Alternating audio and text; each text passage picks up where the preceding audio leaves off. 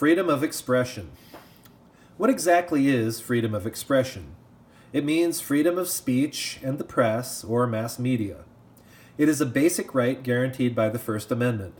The First Amendment is in the Bill of Rights, which is in the Constitution. Basically, I can express any opinion or idea that I want without fear of government sanction. I cannot be arrested or forced to pay a fine for my ideas that I express in voice or in print or on the internet. There are some limits, however. I can't incite violence or make threats or blackmail or do child pornography. Those are not protected forms of expression. What expression is protected that is most important? Well, I can express any idea about the government or government officials. As long as my subject is a public figure, not a private citizen, I can say anything I want about them. For example, I can say anything about the way the president looks or behaves, the way he thinks, his policies, etc.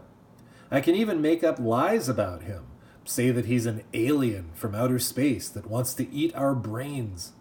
That's not very useful, however. More common and more valuable is criticism of policy or political orientation.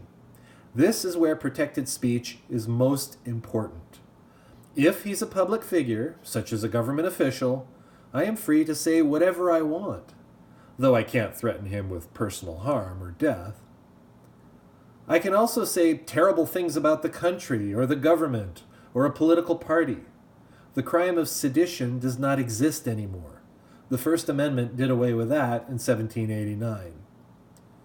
Does this mean I will not suffer any consequences by expressing my ideas? No. People can fight back. My boss can fire me. Or any number of negative things might happen to me. But I will not be arrested or fined or face any other kind of government action. In fact, the government cannot stop me from saying these things in the first place.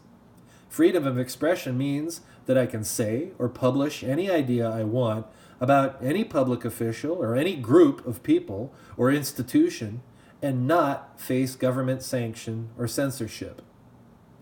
I can also say anything I want about a religion, any religion. Blasphemy is not a crime in the United States. I can also express any idea about a group of people. No government official, no religion, no group of people, such as a race, gender, or sexual orientation, is immune from criticism.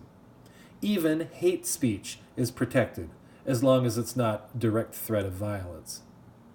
This is a nuance that my educated colleagues sometimes fail to understand, to be honest. I recall overhearing one of my colleagues telling her students that hate speech was illegal in the United States, and that's just not true. Hate speech about a group of people, even a minority group, or hate speech about a religion, or hate speech about an institution may be offensive and unpleasant, but it's not illegal. If you have trouble accepting this idea, think about it for a moment. Speech that does not offend, or a speech that everybody agrees with, does not need to be protected in the first place.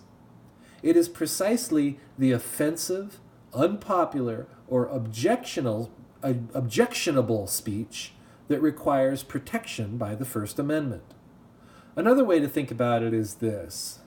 Nobody, not even vulnerable groups like minorities, are protected from criticism. To put it in a complicated way, nobody has a right to not be offended. Furthermore, no laws may be passed that restrict freedom of expression. This is not true in much of Europe. In America, the state or a city cannot pass a law that prevents somebody from making a website that has objectionable content, but the private business that controls the domain can indeed stop it. Businesses, such as a website, can exercise censorship because they are privately owned, but the government cannot regulate it.